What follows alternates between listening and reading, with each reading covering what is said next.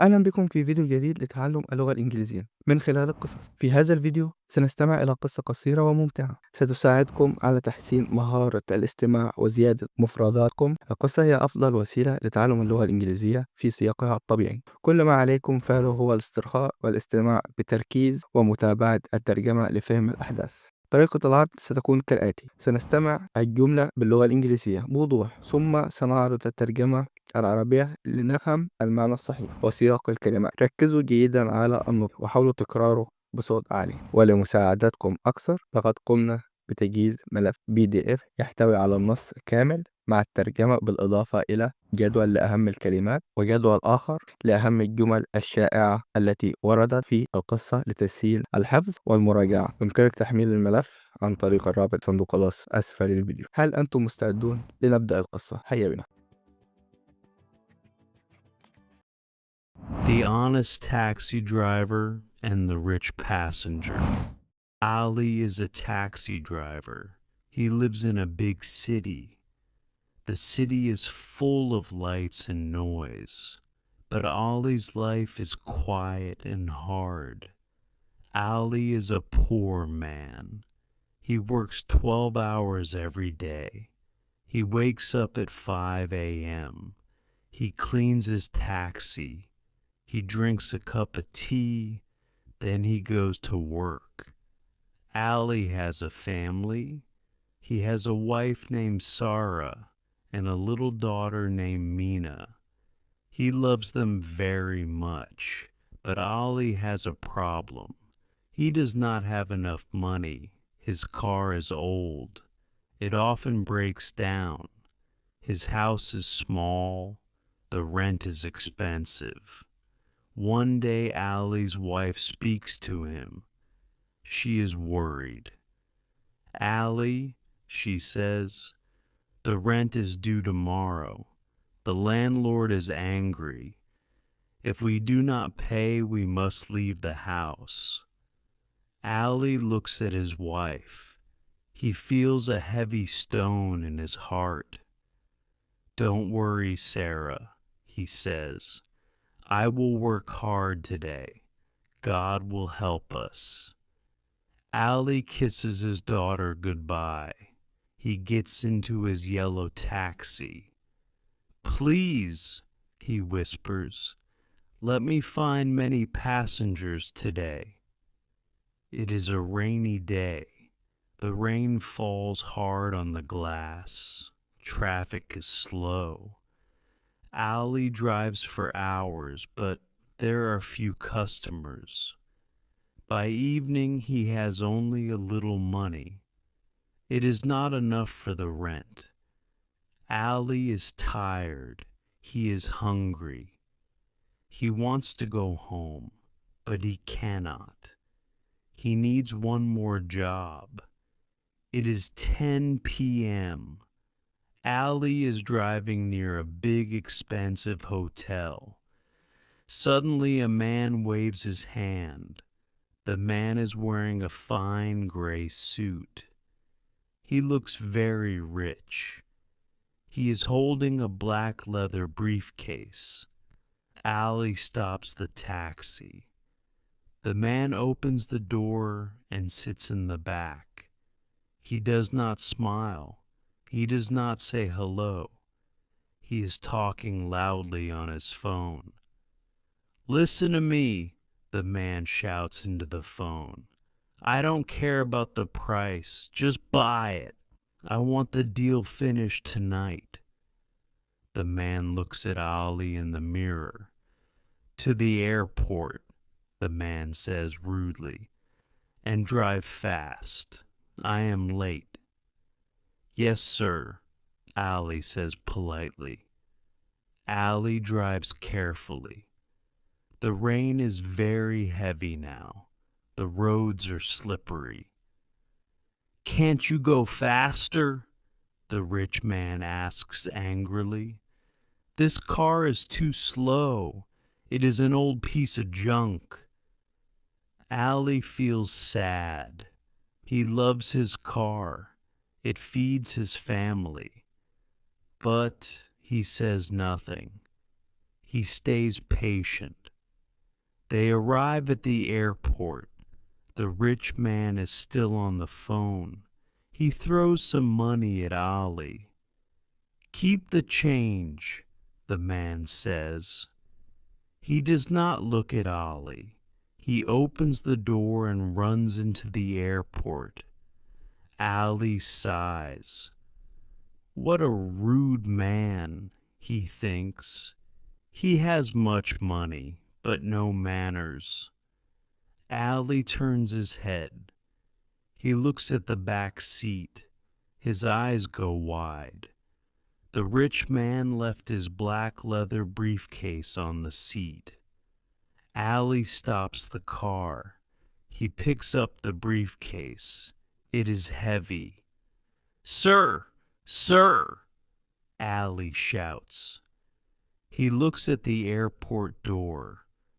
The rich man is gone. The crowd swallowed him. Ali sits in his car. His hands are shaking. He opens the briefcase just a little bit. He cannot believe his eyes. Inside the briefcase, there are stacks of money, dollars, thousands of dollars. There is also a gold watch and some important papers. Ali closes the briefcase quickly.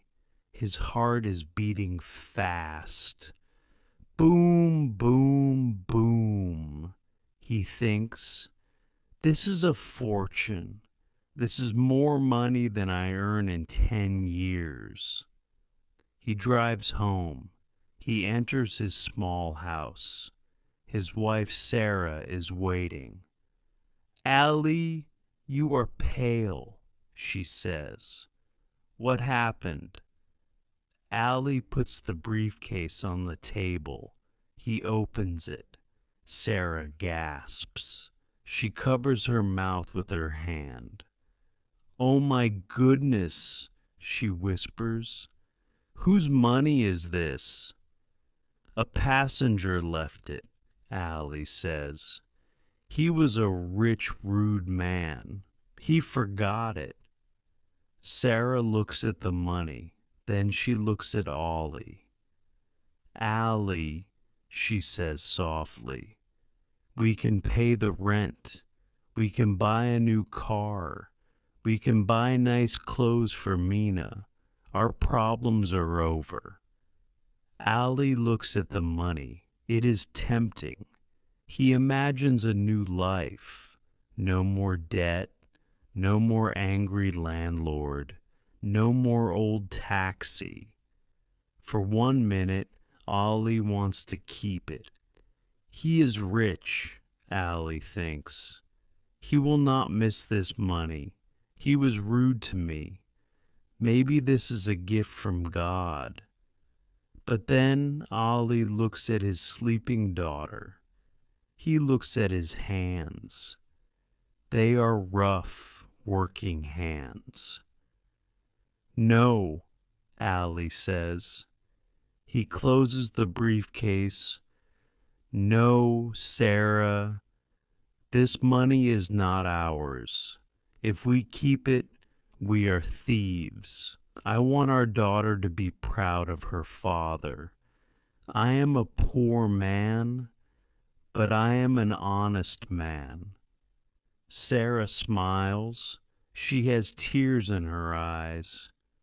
"You are right, Ali," she says. "You are a good man. Take it back." Ali looks at the papers in the briefcase. He finds a business card. Mr. James Sterling, CEO of Sterling Global. Stay at the Grand Hotel. He is not at the airport, Ali realizes. He was going to the airport, but his hotel is in the city. Maybe I can find him. It is midnight. Ali is very tired, but he gets back into his taxi. He drives to the Grand Hotel. It is a very fancy place. There are expensive cars outside.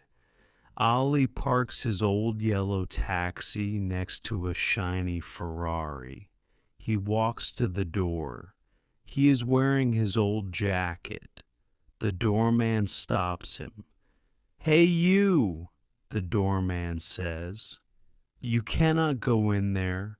This is a private hotel. Go away." "Please," Ali says. "I must see Mr. Sterling. It is very important." "Mr. Sterling is a very important man," the doorman laughs. "He does not want to talk to a taxi driver. Go away before I call the police." Ali does not move. He stands tall. "I have something that belongs to him," Ali says firmly. "Call him. Tell him the taxi driver is here." Suddenly a man runs out of the elevator. It is the rich passenger, Mr. Sterling. He looks crazy. His face is red. He is sweating. "Where is it?" he screams at the hotel staff. "I lost my briefcase. My life is in that bag. My contracts, my money." Ali steps forward. "Mr. Sterling," he says quietly. The rich man turns around. He sees Ali.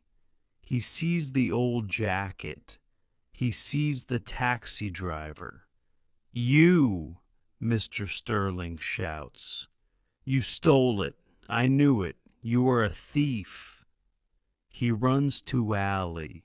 He grabs Ali's jacket. "Give me my money." Ali does not get angry. He calmly lifts the black briefcase. "I did not steal it, sir," Ali says. "You left it in my car. I drove all the way back to give it to you." Mr. Sterling freezes. He lets go of Ali's jacket. He takes the briefcase. He opens it. Everything is there. The money, the gold watch, the papers. Nothing is missing. Mr. Sterling looks at the money, then he looks at Ali. The rich man's face changes. The anger goes away. Shame fills his eyes. He remembers how rude he was in the taxi. He remembers how he shouted. And now, this poor man, this man he insulted, saved him. I don't understand," Mr. Sterling stammers. "Why did you bring it back? You could be rich. You could take this and run." Ali smiles a small, tired smile. "Sir," Ali says, "I am a poor man. I need money. My rent is due. My car is broken. But I am a Muslim. My religion teaches me that honesty is more important than gold. I sleep better at night knowing I am not a thief." The hotel lobby is quiet. Everyone is listening. The doorman looks down at his shoes. Mr. Sterling has tears in his eyes. "I am sorry," Mr. Sterling says. "I was a terrible man today. I judged you. I was rude. Please forgive me." Mr. Sterling reaches into the briefcase. He pulls out a big stack of cash. "Here," he says, "please take this reward. It is $5,000. You deserve it." Ali shakes his head. "No, thank you, sir. I did not do it for a reward. I did it because it is right. Ali turns to leave. He is ready to go home. "Wait!"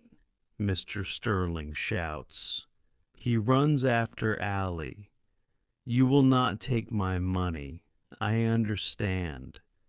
You are a man of honor, but you cannot say no to a job." Ali stops. "A job?" "Yes," says Mr. Sterling. "I own a big company. I have many smart people working for me, but I cannot find honest people. Honesty is rare. I need a man I can trust. Be my personal driver. I will pay you 10 times what you make in the taxi, and I will fix your car." Ali thinks of Sarah. He thinks of little Mina. He thinks of the rent. He smiles. "Okay," Ali says. "I accept." From that day, Ali's life changed. He became the head of transport for the company. He paid his rent. He bought a nice house for his family. Mr. Sterling changed too. He learned that money does not make you a gentleman. Manners and honesty make you a gentleman. He and Ollie became best friends. This story teaches us a great lesson. Being honest is difficult when you are poor, but honesty is a seed. If you plant it, it will grow into a beautiful tree. Do the right thing, even when no one is watching. Good things happen to good people. عمل رائع، أحسنتم. الاستماع للقصص هو أسرع طريقة لتطوير لغتكم. نصيحتي لكم: شاهدوا الفيديو مرة أخرى، ولكن حاولوا عدم النظر إلى الترجمة لتختبروا فهمكم. اكتبوا لي في التعليقات ما هي الكلمات الجديدة التي تعلمتها اليوم. لا تخرجوا قبل أن تكتبوا لي في التعليقات تقييمكم لمدى صعوبة القصة من 1 إلى 10، ولا تنسوا الاشتراك وتفعيل الجرس ليصلكم القصة القادمة. نراكم قريب.